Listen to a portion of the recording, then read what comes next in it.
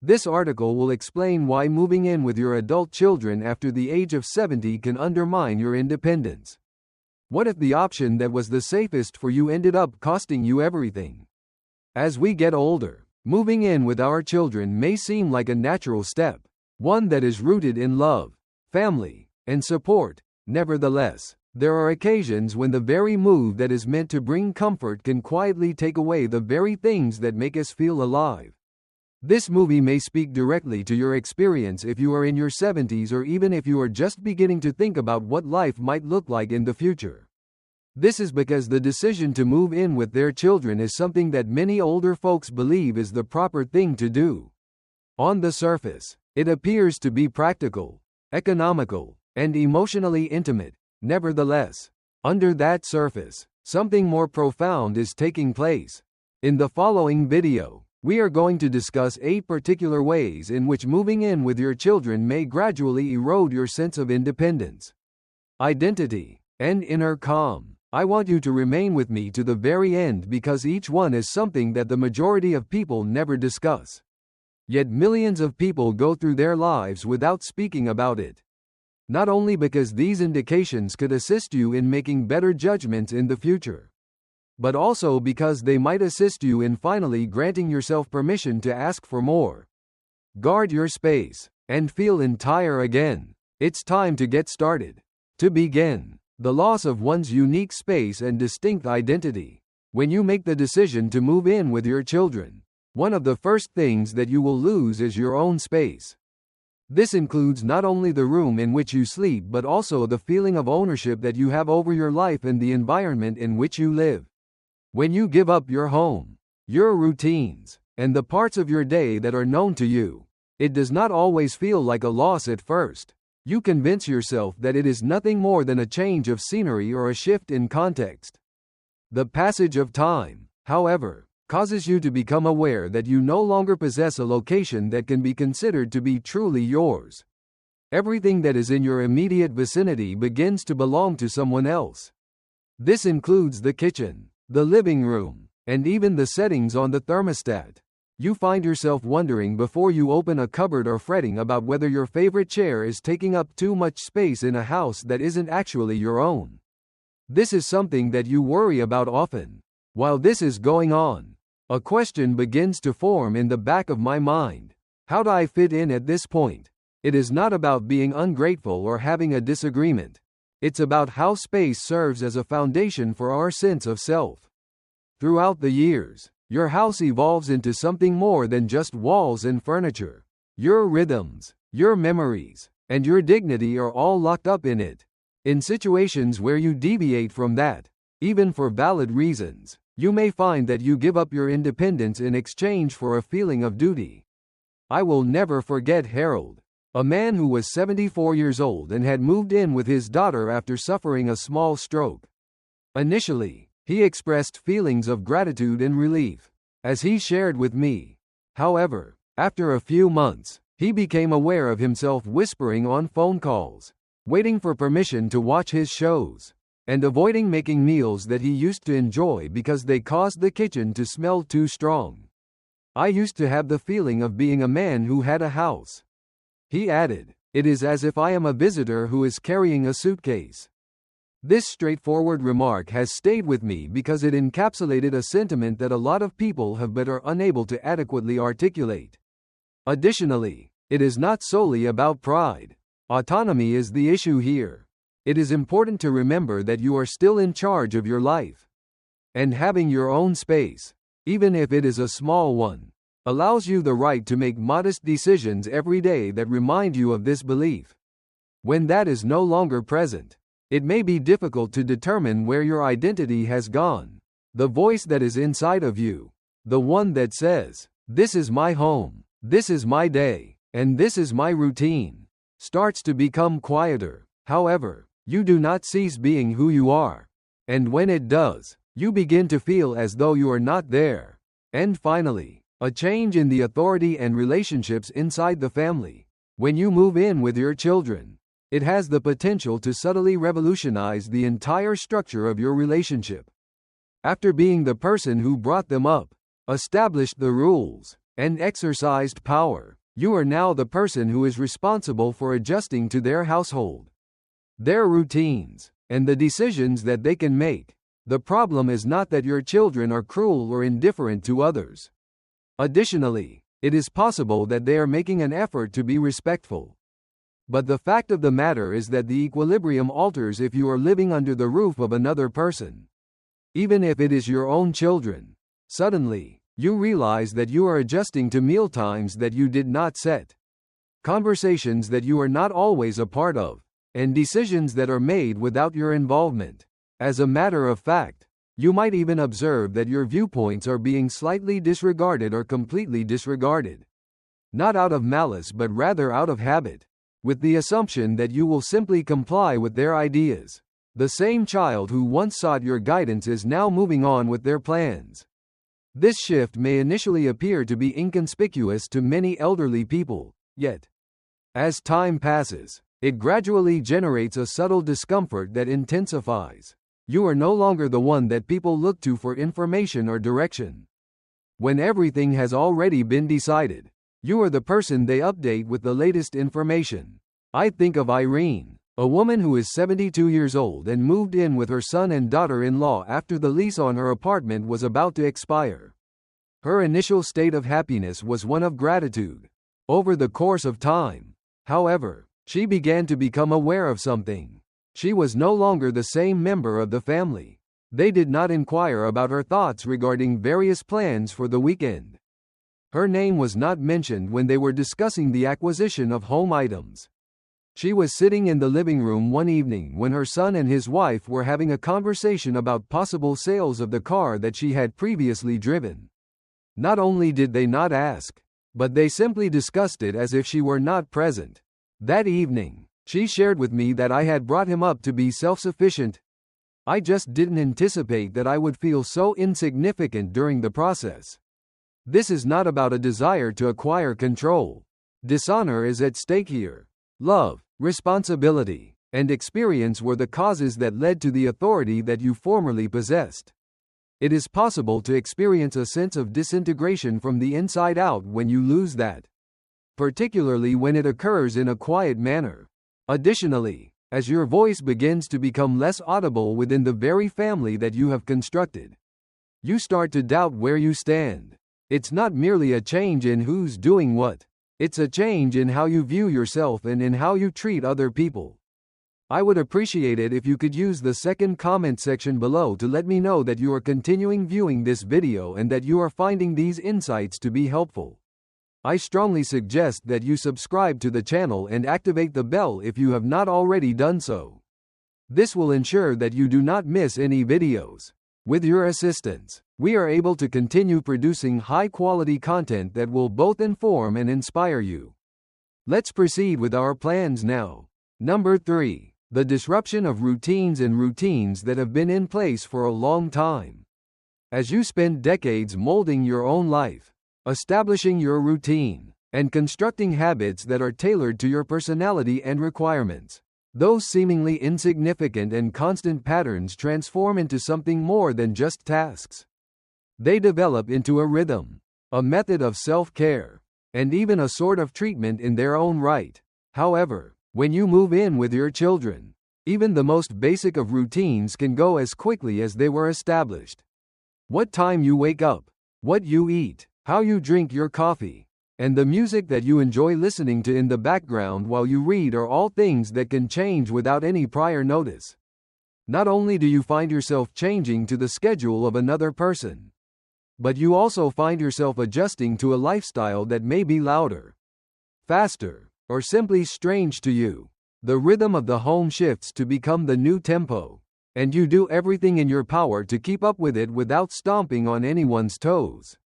The quiet stress of having to rewire their days to suit a routine is something that many elders don't talk about. Yet there are those seniors who adjust extremely rapidly. Those things were never theirs to begin with, and even when they do have them, they frequently experience feelings of guilt because they have missed things that, from the outside, appear irrelevant. At 7 o'clock in the morning, John, who was 76 years old at the time, would go for a walk. Every single time, According to him, that was the time when he felt the most at ease, when he was observing the neighborhood gradually becoming more awake, listening to the birds, and welcoming people he knew. On the other hand, mornings became a chaotic mess after he moved in with his daughter and her family. You have to deal with school lunches, dogs that bark, a speedy breakfast, and a lot of running around. It was decided that his quiet walk would not be included in the morning routine. And when he attempted to reinstate it, he was informed that it was no longer appropriate. Eventually, he stopped asking, and that decision to stop demanding something he liked, was the beginning of a long sequence of concessions that chipped away at how he felt about himself. Eventually, he stopped asking. The fact that these routines are more than just habits is something that a lot of people fail to recognize. They are a proclamation of your personhood. According to them, this is who I am. Exactly how I live my life. This is what helps me maintain a sense of equilibrium. Additionally, when such rituals are no longer practiced, a layer of emotional grounding is also lost. Not only do you begin to lose comfort, but you also begin to lose clarity regarding the kind of life you are living and with whom you are developing.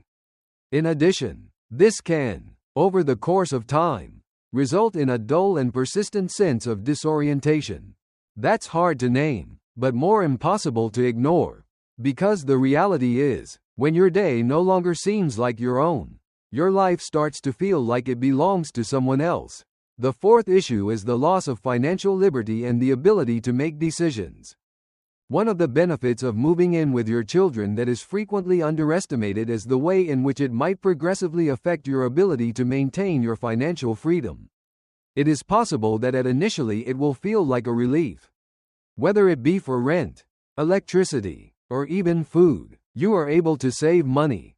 On the other hand, the very fact that you are no longer responsible for managing your own household costs can gradually lead to a gradual loss of control over your financial situation. Although you might start making contributions to the grocery bill or paying a percentage of the bills, you are no longer the one who is responsible for establishing the budget.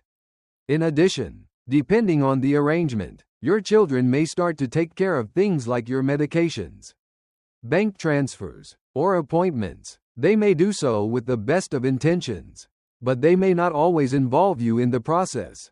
The fact that you have requested for assistance can sometimes bring about these adjustments. On other occasions, it is presumed, whatever the case may be, the outcome will be the same. You are no longer the one who makes decisions. Instead, you are now a component of a system that you did not build. This may be especially challenging when it comes to making decisions that are in line with your own beliefs. It's possible that you usually gave money to particular causes or that you used to enjoy treating yourself every once in a while. But now you're hesitant. You are curious about whether or if spending money on something that is not necessary can be perceived as self-centered or impractical by another person.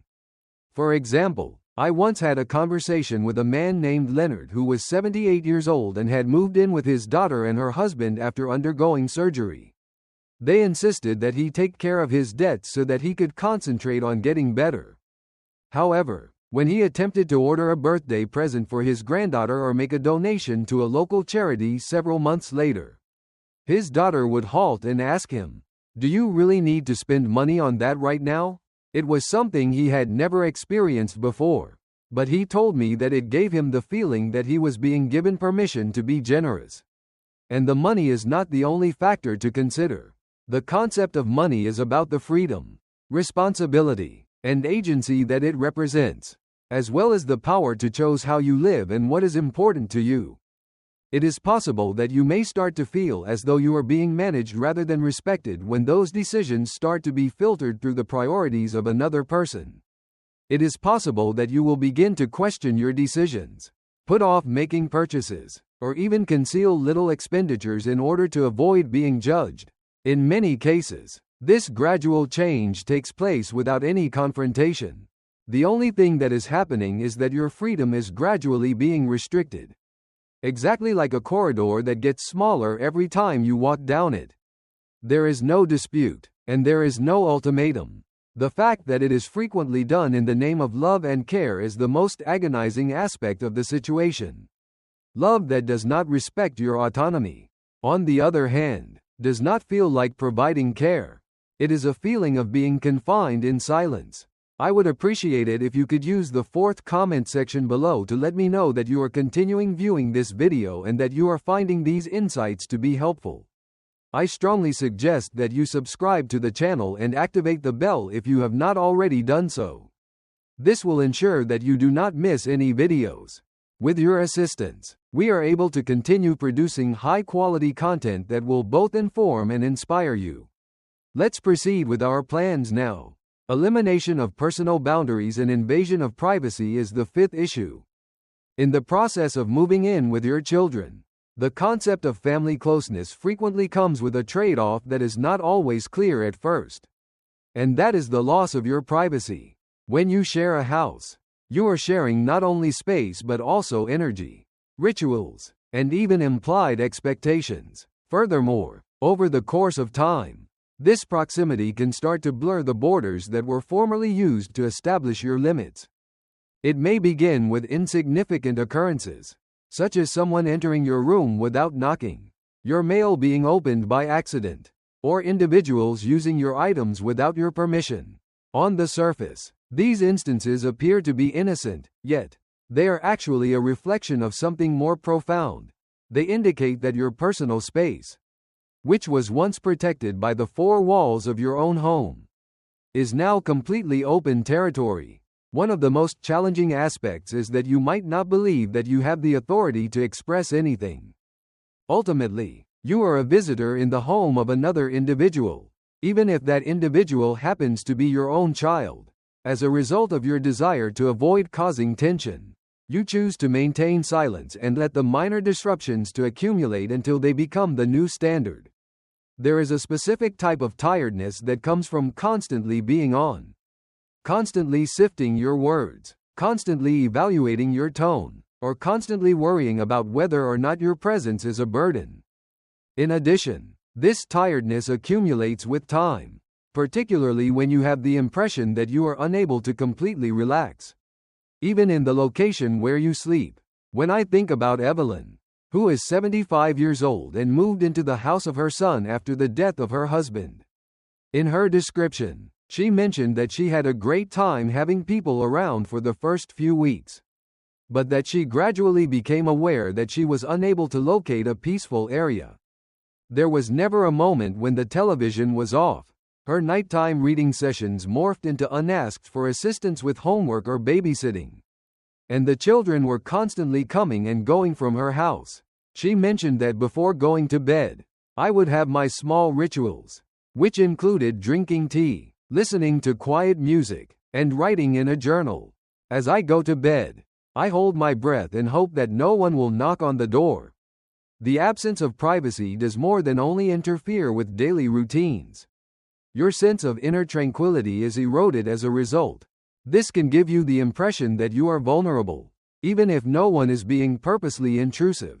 It is the feeling that nothing you do is actually your own anymore, and that every aspect of your life is now residing under the roof of someone else and under the scrutiny of someone else. There is no age at which boundaries are not necessary for emotional well-being. There is no connection between them. It's all about showing respect.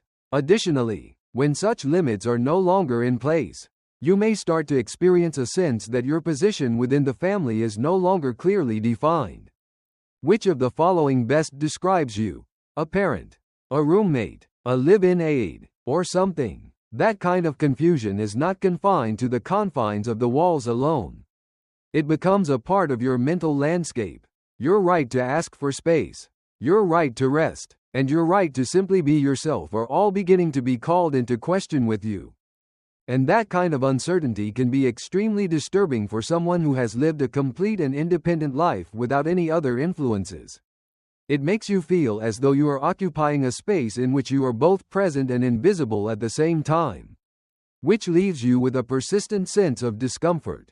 Emotional isolation and generational misunderstanding come in at number 6. The fact that you live with your children does not necessarily mean that you feel close to them. One of the most distressing truths for many people who are in their latter years is the realization that they can experience feelings of isolation, even while they are surrounded by their family. It is not because of unkind treatment or neglect that emotional isolation might gradually develop, rather, it is because of something that is much more difficult to identify: generational gap. Regardless of how lovely they may be, your children are live in a different world than you see them. Their objectives, the difficulties they face on a daily basis, and the pace at which they live their life all run down a path that may no longer be in sync with your own rhythm. The pace of the conversations quickens. Shared meals become into distractions loaded with phones and displays. When you are in a busy family, it may feel as though the things you want to talk about, such as memories, anxieties, or reflections, are not appropriate to discuss. You may be sitting in the same room, but you have the impression that you are a guest from another era. In addition, you are hesitant to provide an honest response even when someone asks you how you are doing. It would be best if you avoided sounding dramatic or, even worse, ungrateful. As a result, you smile, nod, and pretend that everything is okay, even though it is not. After a fall, Gerald, who was 79 years old at the time, moved in with his daughter. I recall having a conversation with him. It was warm and full of attention for the first few weeks, according to him, but shortly after that, everything went back to normal for them. While they were working and running errands, he would sit by himself for hours at a time. In addition, while they were at home, they were exhausted, preoccupied, and always on the move. On a particular evening, he related a story about his time spent serving in the Navy, which was something he hadn't discussed in many years. At the midway point, however, he interrupted to inquire about the password for the Wi-Fi network, and the opportunity was gone. According to Gerald, I wasn't angry. I recently came to the realization that there was no longer any room for my world in their universe. It is a form of mourning in and of itself to come to terms with the fact that your stories, your wisdom, and even your sense of humor no longer have a place in the location where you currently reside. What happens is that you lose the emotional relevance of what you're saying, and you gradually lose your place in the conversation. What happens is that your inner world begins to contract when it has nowhere else to go. You are less wordy. You are less generous. In an effort to fill the void, you smiled even more. Misunderstandings are not the result of disagreements but rather of a lack of communication. As a result of your decision to stop communicating with them, they are unaware of how you are feeling. In addition, you have stopped telling them since you had the impression that they had stopped listening to you at some point in the past. That you continue to love them passionately is the most difficult aspect. Even now, you want to shield them from harm, be there for them, and even encourage them. On the other hand, when you are emotionally indifferent, it is tough to contribute. In addition, it is challenging to be able to replenish oneself in a setting where your emotions have nowhere to land. I would appreciate it if you could use the 6th comment section below to let me know that you are continuing viewing this video and that you are finding these insights to be helpful. I strongly suggest that you subscribe to the channel and activate the bell if you have not already done so. This will ensure that you do not miss any videos. With your assistance, we are able to continue producing high-quality content that will both inform and inspire you. Let's proceed with our plans now. In order to avoid becoming a burden, the 7th step is to silence oneself. After moving in with their offspring, one of the most inconspicuous sacrifices that older persons make is the inconspicuous act of silencing oneself. You cease to express your requirements. Your discomfort is no longer communicated by you. Moreover, you do it not because you do not experience those feelings, but rather because you are terrified of being excessively intense. It is possible for fear to take hold even in the most family-oriented houses. The last thing you want is to be the reason someone decides to rethink their plans. You do not want to go against the flow of things. You should not want your children or their spouses to have the impression that your presence makes life more difficult. This is the most important thing. This causes you to stifle your thoughts. In your statement, You do not mention the noise that keeps you awake. The fact that your bones are getting older and the house is cold is not something you discuss. You convince yourself that everything is okay, even while it is not. Additionally, at first, this quiet gives you the impression that you are acting in a noble manner. However, over time, it will take its toll, because each time you choose to remain silent rather than acknowledge your feelings, you are teaching yourself that your emotions are less important and that your voice does not deserve room. I will never forget Elaine, who was 73 years old and had always been a defiant and opinionated person. On the other hand, she discovered that she was becoming smaller after moving in with her son and his family. She ceased requesting assistance with the grocery shopping. There was no mention of the fact that the new mattress was causing her serious back pain. When I asked her why, she responded that they already put in a lot of effort. I don't want to give the impression that I am ungrateful. Unthankful is a word that plagues a lot of people who are older.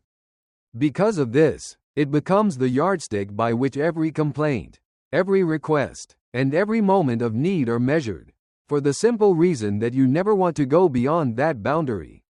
You remain silent. Nevertheless, appreciation and honesty are not mutually exclusive. Being grateful does not change the fact that you are a human being. Even if you try to keep your voice down, your family will not be protected. You will no longer be connected to them. This practice of silencing oneself becomes a regular routine. When you want to sigh, you just laugh instead. You are in agreement when you are uncertain. You forget what it was like to talk freely, to ask without feeling guilty, and to be seen in its entirety after a period of time has passed. Not only as someone who is receiving assistance, but also as someone who is still complete and still valid. Truth be told, it is highly unlikely that your children will ever request that you keep quiet. However, the conclusion is just as painful if the atmosphere makes you feel as though you have no choice but to do so. It is not because someone forced it, but rather because love made you frightened to take up space, and as a result, it developed into a subtle type of self-erasure. Indeed, that is a loss that very few people acknowledge, because you don't just lose comfort when you stop asking for what you require, but you also lose comfort. You become disconnected from both yourself and the people around you. Loss of purpose and role within the family is the eighth of the challenges. As time goes on, one of the most profound changes that you could experience after moving in with your children is the gradual disappearance of your function in the household. There is a gradual disappearance of the duties that you formerly held. The decisions that you made on a daily basis, the insignificant ways that you contributed, and even the quiet sense of purpose that drove your mornings. The events do not take place all at once. Neither a statement nor a declaration has been made regarding the change in your status. On the other hand, the things that used to provide structure to your life start to disappear and disappear gradually. There is no longer any need for you to plan the meals, create the lists, or correct what is broken. When someone who is in need of advice phones you, you will no longer be the first person they call. Your role in the family's life shifts from that of a participant to that of a witness. In situations when you have spent decades being the anchor, the problem solver, the giver, and the one who kept things moving, this transition can feel extremely painful. And all of a sudden, your days become less busy, less defined, and even vacant at parts of the day. The form of loneliness that results from feeling unneeded is the kind that is present in that change.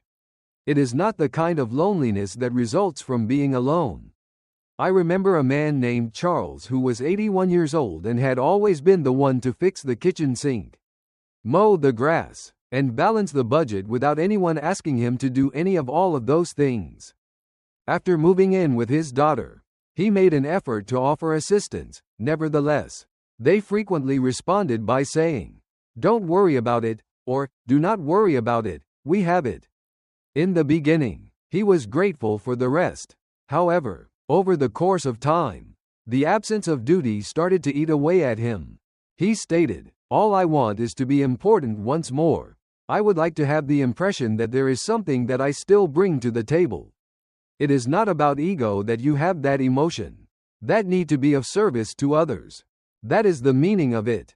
Regardless of our age, we are hardwired to have a need for a purpose. When we lose that sense of usefulness, our days might begin to feel as though they are devoid of any significance. There is a possibility that your family, even when they have good intentions and are attempting to make your life simpler, may inadvertently remove the same things that have helped you feel more grounded. In addition, when you no longer feel vital or when you no longer have a purpose, it is simple to begin to question the reason why you are even present in the first place. I don't mean to be theatrical, rather, I mean to be silent and aching out. For the simple reason that if you don't have a role, you lose a part of who you are. When you stop looking at yourself through the lens of who you used to be, you begin to look at yourself through the lens of what you are lacking.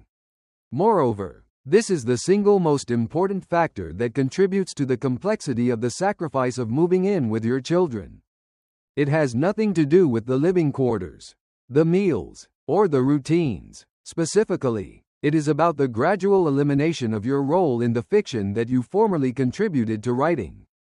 Lastly, some thoughts. In the event that you have ever found yourself gently nodding your head while watching this film, you are not alone. The topics that we have discussed today are not uncommon.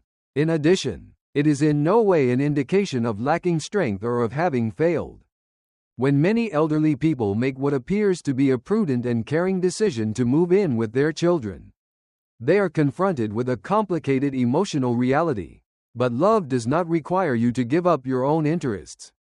This does not mean that you will disappear into the background of the life of another person. You have spent decades developing who you are, developing a rhythm, a voice, and a set of roles for yourself. Additionally, the fact that your address has changed does not mean that it must be eliminated. Every single one of the 8 situations that we talked about today serves as a reminder that freedom is not limited to physical aspects. It's a very emotional experience. For psychological reasons, you must be able to make decisions, communicate your thoughts and feelings, and begin each day with a sense of purpose in order to achieve this.